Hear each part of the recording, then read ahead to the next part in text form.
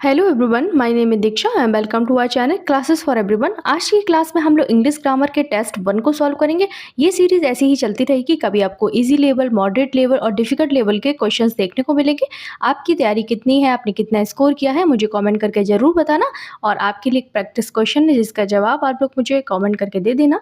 चलो स्टार्ट करते हैं। फर्स्ट क्वेश्चन है, the patient dash before the doctor arrive. तो यहाँ पर क्या बात कर रहा है, डॉक्टर के आने से पहले रोगी मर गया था। तो यहाँ पर पहले क्या काम हुआ है, पहले क्या हुआ, पहले रोगी की जो डेथ है वो पहले हुई है, जो पेशेंट है वो पहले मरा है, उसके बाद में डॉक्टर आया है। तो आपको ये याद रखना है कब काम पहले हुआ है, कौन सा काम बाद में हुआ है। और जो काम पहले होगा उसके लिए हम क्या यूज़ करेंगे, उसके लिए हम हैड प्लस V3 यानी कि पास्ट परफेक्ट का यूज़ करेंगे। Past perfect is used for the earlier of two past actions.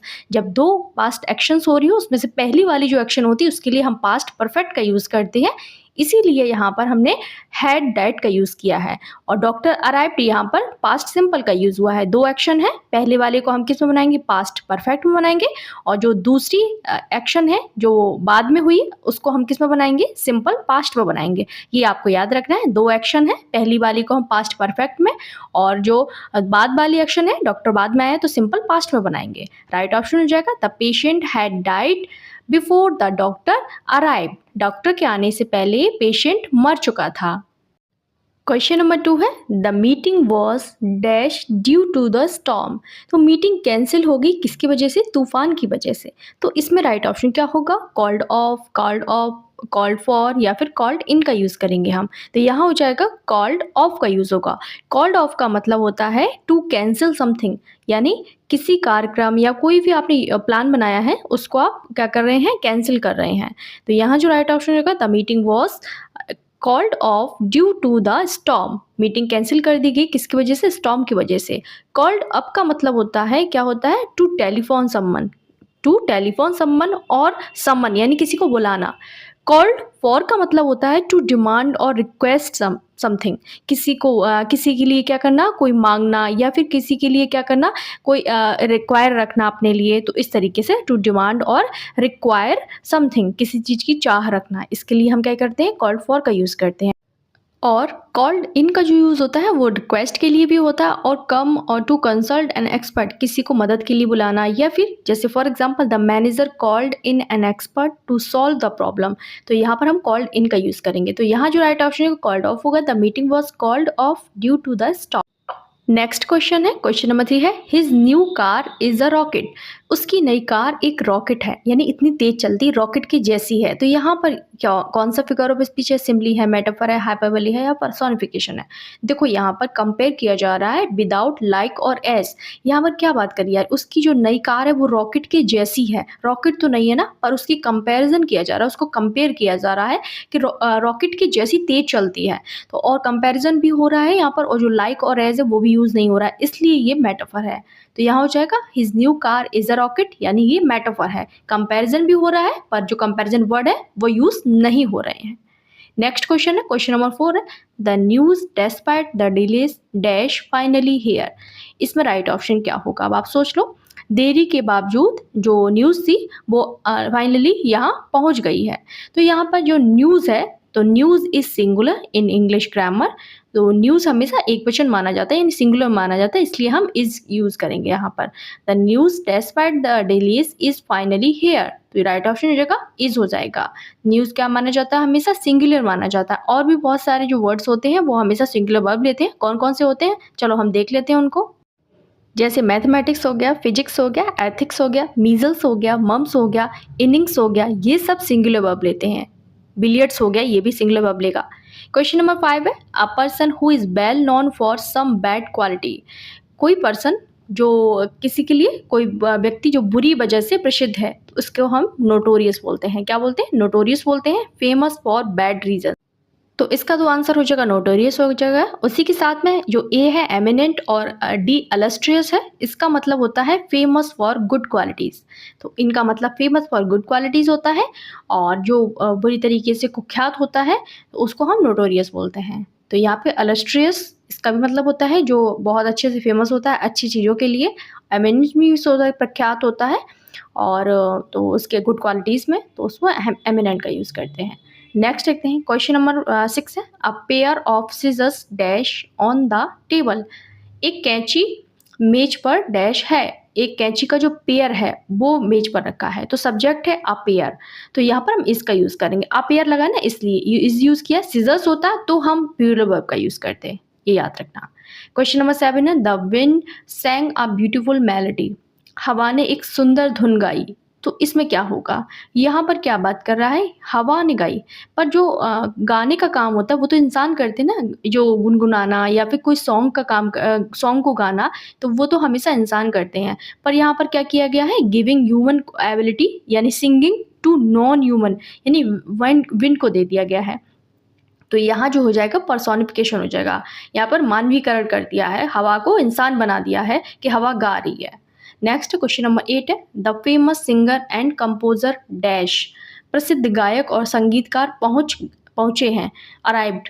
तो यहाँ पर क्या होगा? यहाँ पर when both titles refers to one person, तो वहाँ पर सिंगुलर वर्ब हैज का यूज हो जाएगा। क्या हो जाएगा? यहाँ पर दो एक ही पर्सन के लिए दोनों ये टाइटल यूज हो रहे हैं। एक ही पर्सन है जो सिंगर भी है कंपोजर भी है, इसलिए हमने सिंगुलर वर्ब हैज का यूज किया है। नेक्स्ट देखते हैं question number 9, a large sum of money dash stolen. तो इसमें राइट ऑप्शन क्या होगा? बड़ी धनराशि चोरी हो गई। तो यहाँ पर अ लार्ज सम है, वो इसका सब्जेक्ट है, और वो क्या है? सिंगुलर है, इसलिए हम वॉज का यूज करेंगे। A large sum of money was stolen हो जाएगा, सिंगुलर वर्ब का यूज करेंगे हम। नेक्स्ट क्वेश्चन नंबर 10 है the letter was written by her. तो ये इसका क्या बनाना है हमें? इसका हमें पैसिव का एक्टिव बनाना है। तो ये पैसिव बना हुआ है, हमें एक्टिव में चेंज करना है इसको। तो हमने इसकी ट्रिक क्या समझी? एक्टिव पैसिव वाले वीडियो में हमने ये बनाया था कि second form is equal to was were, इस तरीके से याद किया था, बहुत सिंपल तरीके से याद किया था, ट्रिक से याद किया था। अब देखो यहाँ पर वॉज वर है ऊपर, तो सेकंड फॉर्म ढूंढ लो। अगर सेकंड फॉर्म ऊपर है तो वॉज वर नीचे ढूंढ लो, आंसर निकल आएगा। एलिमिनेट करते जाओ। यहाँ पर देखो ए में क्या है? ए में भी नहीं है, यहाँ पर हमें क्या सेकंड फॉर्म वाला चाहिए। बी में भी नहीं है, सी में है, रोट लिखा है ना, तो यहाँ पर क्या हो जाएगा? Wrote, she wrote the letter. अब यहाँ पे जो पैसिव का जो सब्जेक्ट था वो एक्टिव का क्या बन गया है? क्या बन गया? ऑब्जेक्ट बन गया है। जो ऑब्जेक्ट होता है वो सब्जेक्ट बन जाता है इस तरीके से। तो यहाँ हो जाएगा बाई हर का यहाँ पर शी हो जाएगा, रोट हो जाएगा। जो द लेटर यहाँ सब्जेक्ट था वो यहाँ पर ऑब्जेक्ट बन जाएगा इस तरीके से। The letter was written by her, she wrote the letter हो जाएगा। यहाँ पर हर का क्या बन जाएगा? शी बन जाएगा यहाँ पर। और शी होता तो यहाँ पर अगर हम पैसिव बनाते तो हर हो जाता है यहाँ पर इस तरीके से। जब समझ में ना आए तो वहाँ से ऊपर से क्वेश्चन से आंसर समझ लो, आंसर से क्वेश्चन निकाल लो, अपने आप सॉल्व करोगे, अपने आप आंसर आ जाएगा। इस तरीके से हमने समझ लिया ये क्या बन गया? द लेटर यहाँ पर ऑब्जेक्ट बन गया जो वहाँ पर सब्जेक्ट था। क्वेश्चन नंबर 11 है have you seen dash Taj Mahal? Question number यहाँ पर क्या बता, तुमने ताजमहल देखा है? तो जब भी हम किसी मॉन्यूमेंट की बात करेंगे use the before unique monument, जैसे ताजमहल हो गया, लाल किला हो गया, और भी जो भी फेमस मॉन्यूमेंट्स हैं उनके पहले हम द का यूज़ करते हैं। क्या करते हैं? द का यूज़ करते हैं। Use the before unique. Unique जो चीज़ें होती हैं या फिर वर्ल्ड में एक हैं या फिर कोई ऐसी हिस्टोरिकल बिल्डिंग्स है उनके लिए हम क्या यूज़ करेंगे? द का यूज़ करेंगे, आर्टिकल द का यूज़ करेंगे। क्वेश्चन नंबर 12 है there is dash water left in the jug. तो इसमें राइट ऑप्शन क्या होगा? जग में थोड़ा पानी बचा है। तो यहाँ पर बचा है ना, पॉजिटिव सेंस की बात हो रही है। Some is used for an unspecified quantity of uncountable nouns. तो यहाँ हो जाएगा सम वाटर हो जाएगा। नेक्स्ट देखते हैं क्वेश्चन नंबर 13 है work hard dash you will fail. मेहनत करो नहीं तो तुम असफल हो जाओगे। यहाँ पर नहीं तो का सेंस निकल रहा है, करोगे नहीं तो वरना क्या हो जाएगा? वरना का सेंस निकल रहा है तो और का यूज़ करेंगे। शोज, और क्या बताता है? Shows alternative consequence do this और एल्स। तो यहाँ पर हमने और का यूज़ किया है। नेक्स्ट देखते हैं क्वेश्चन नंबर 14 है डैश वन द लॉटरी। मैंने लॉटरी जीत ली। तो इसमें राइट ऑप्शन क्या? I one the lottery. तो यहाँ हुर्रा का यूज़ होगा। हुर्रा क्यों यूज़ होगा? Expressing Joy. तो यहाँ पर हम हुर्रे का यूज़ करें। अलास्क होता, सॉरो होता तो अलास का यूज़ करते, अप्रूवल होता तो ब्रेवो का यूज़ करते, कोई दर्द पेन होता तो हम आउच का यूज़ करते। इस तरीके से यहाँ पर खुशी की बात हो रही है, वो खुश है इसलिए हमने हुर्रे का यूज़ किया है। नेक्स्ट क्वेश्चन नंबर 15 है the news was broadcast dash the airwaves. तो इन होगा, ऑन होगा, ओवर होगा या फिर थ्रू का यूज़ होगा। ये आपका होमवर्क है, प्रिपरेशन का क्वेश्चन है। इसका आंसर मुझे आप लोग कमेंट करके देंगे और आंसर देना है, अपना स्कोर भी साथ में बताना है कि आपने कितना स्कोर किया है। क्वेश्चन नंबर 16 है the teacher punish the naughty student. तो इसमें राइट ऑप्शन क्या होगा? एक्टिव से इसका पैसिव बनाना है तो क्या करेंगे हम सबसे पहले जो हमारा एक्टिव का ऑब्जेक्ट है उसको हम पैसिव का सब्जेक्ट बनाएंगे। तो स्टार्ट करेंगे पीछे से। तो यहाँ क्या हो जाएगा, स्टार्टिंग हो जाएगा द नॉटी स्टूडेंट से स्टार्ट हो जाएगा। क्या हो जाएगा, द नॉटी स्टूडेंट्स हो जाएगा। अब सेकंड फॉर्म है तो वॉज वर्ड ढूंढ लो, वॉज वर्ड है तो सेकंड फॉर्म ढूंढ लो। अभी इसमें इस तरीके से क्वेश्चन बनना है, जब ऐसे ट्रिक तो मैंने सभी की बनाई है शॉर्ट में समझने की। इज नहीं है, इज नहीं है, इज नहीं है, तो यहाँ हो जाएगा वी हो जाएगा, वॉज हो जाएगा। The naughty student was punished by the teacher. Active से पैसिव बनाने के पनिश्ड यानी पास्ट सिंपल को हम वॉज पनिश्ड में चेंज कर देंगे। क्या कर देंगे, वॉज पनिश्ड में चेंज हो जाएगा। Right option the naughty student was punished by the teacher हो जाएगा। तो एक्टिव का सब्जेक्ट अब क्या बन गया है, पैसिव का ऑब्जेक्ट बन गया, यानी टीचर पीछे चला गया है। क्वेश्चन नंबर 17 है, क्या है, द चिल्ड्रन लाफ्ड हैप्पीली। तो इसमें हैप्पीली जो अंडरलाइन वर्ड है इसका आपको पार्ट्स ऑफ स्पीच बताना है कि ये क्या है, नाउन है, प्रोनाउन है, एडजेक्टिव है, एडवर्ब है या फिर वर्ब है, क्या है। यहाँ पर क्या है, लाफ यानी वर्ब है, लाफ क्या है, वर्ब है, और वर्ब की जो क्वालिटी बताता है, वर्ब को कौन मॉडिफाई करता है, एडवर्ब करता है। तो राइट ऑप्शन क्या हो जाएगा, यहाँ पर एडवर्ब हो जाएगा। वर्ब कौन क्वालिटी बताता है, एडवर्ब बताता है, उसके साथ में लगा हुआ है।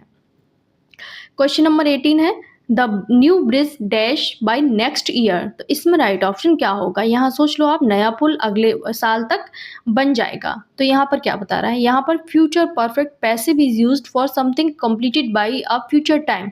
तो यहाँ पर क्या यूज करेंगे हम, विल हैव बीन कंप्लीटेड का यूज करेंगे।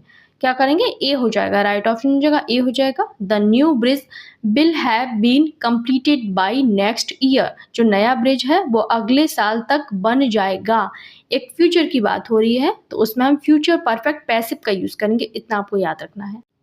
नेक्स्ट क्वेश्चन है, the antonym of esoteric is. तो इसोटेरिक का मतलब होता है गुप्त हो, जो गूढ़ हो, जो एब्स्ट्रूज हो। तो इसमें क्या, उसका आपको उल्टा बताना है, जो छुपा हुआ है तो इसका हो जाएगा कॉमन हो जाएगा, यानी उल्टा हो जाएगा। जो छुपा हुआ है तो उसका कॉमन कर दिया हमने। इजोटेरिक का क्या हो जाएगा यहाँ पर, नॉन बाई अ फ्यू, यानी कुछ लोगों द्वारा जो चीज़ जानी जाती है उसे एजोटेरिक कहते हैं, यानी जो गुप्त है। तो ये कॉमन यानी सबने जान ली है उसको, तो इसका एंटोनिम हो जाएगा कॉमन हो जाएगा। और क्या देखते हैं, और यानी esoteric known by a few opposite हो जाएगा, कॉमन जनरल भी हो जाएगा इसका। नेक्स्ट देखते हैं, क्वेश्चन नंबर 20 है, identify the correctly punctuated sentence. आपको करेक्ट पंचुएशन वाला सेंटेंस बताना है किसमें करेक्टली यूज़ किया गया है।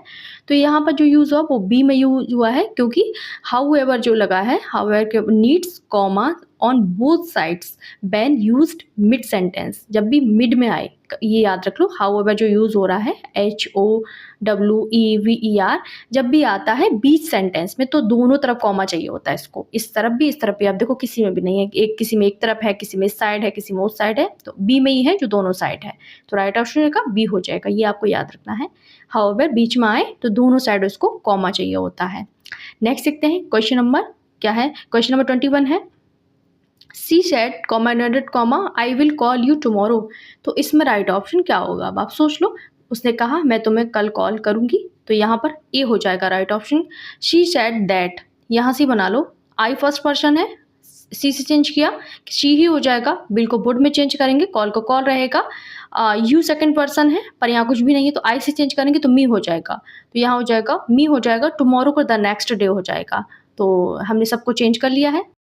राइट ऑप्शन जगह ए हो जाएगा, she said that she would call me the next day. तो इसमें किसी में नहीं, एलिमिनेट किया, ए बचा है। She said that she would call me the next day, tomorrow को द नेक्स्ट डे में चेंज करते हैं। और यस्टरडे को किस में करते हैं चेंज, ये मुझे कमेंट करके बता देना कि यस्टरडे को जब हम चेंज करेंगे तो किस में चेंज हो जाएगा। नेक्स्ट है, क्वेश्चन नंबर 22 है, by whom was this poem written. तो इसमें राइट ऑप्शन क्या होगा, यह कविता किसके द्वारा लिखी गई है। तो देखो, जब भी हम ये पैसिव टू एक्टिव कन्वर्जन है, तो यहाँ पर जब भी हु लगा हो तो हम बाई हुम लगाते हैं, और बाई हुम हो तो हमें हु में चेंज करना होता है। तो हु तो सभी में लगा हुआ है। उसके बाद में second form is equal to was were is equal to second form, हमने ट्रिक बनाई है, इसी को हम सॉल्व करेंगे यहाँ पर। तो बी हो जाएगा who wrote this poem, question mark हो जाएगा, बी हो जाएगा who wrote this poem. Passive to active conversion, by whom को हम हु में चेंज करते हैं, याद रखना है, यह कब तक किसके द्वारा लिखी गई है। Question number 23, identify the correct sentence with the जीरेंड। तो इसमें राइट ऑप्शन क्या होगा, जीरेंड वाला सही जो सेंटेंस है उसको चुनो। तो यहाँ पर I look forward to meeting you हो जाएगा, बी हो जाएगा right option. I look forward to meeting you soon हो जाएगा यहाँ पर। Right, look forward to use verb plus ING. Next देखते हैं क्वेश्चन नंबर 24 है she behaves as though she dash everything. तो इसमें राइट ऑप्शन क्या होगा? क्या बात कर रहा है यहाँ पर? वह ऐसे बिहेव करती है जैसे वह सब कुछ जानती है। तो देखो याद कर लो, यदि सेंटेंस में if sentence started with as though या फिर एज इफ, उसके साथ में क्या हो, अनरियल सिचुएशन होती है। ऐसी बात करता है कि अनरियल सिचुएशन होती है, वो ऐसी बात करती सब कुछ जानती है, ये काल्पनिक बात हो रही है, तो वहाँ पर हम पास्ट वर्ब का यूज़ करते हैं। क्या करते हैं? पास्ट टेंस का यूज़ करते हैं। राइट ऑप्शन हो जाएगा, क्या हो जाएगा? She behaves as though she knew everything. ये रूल होता है, यहाँ पर पास्ट टेंस ही आएगा। यहाँ पर क्या यूज़ करेंगे? न्यू का यूज़ करेंगे, नोज नहीं होगा। She behaves as she knew everything हो जाएगा, क्योंकि ये अनरियल पास्ट सिचुएशन की बात हो रही है। लास्ट क्वेश्चन है आज का, the dash of the company are favourable. तो यहाँ राइट ऑप्शन क्या होगा? देखो यहाँ पर आर का यूज हुआ है, the verb are shows that the subject must be plural. तो यहाँ पर क्या यूज होगा? डेटम इज सिंगुलर है, डेटम क्या है? सिंगुलर है। और datas is not standard English है। डेटम जो है is very rare plural form है, mostly use in technical field like geography. Data is the plural form of datum and matches with are. So correct answer हो जाएगा data हो जाएगा। Right option हो जाएगा the data of the company are favourable हो जाएगा, क्योंकि are लगा है तो हमें यहाँ पे प्लूरल चाहिए। लाइक शेयर सब्सक्राइब कर देना और अपना होमवर्क बता देना।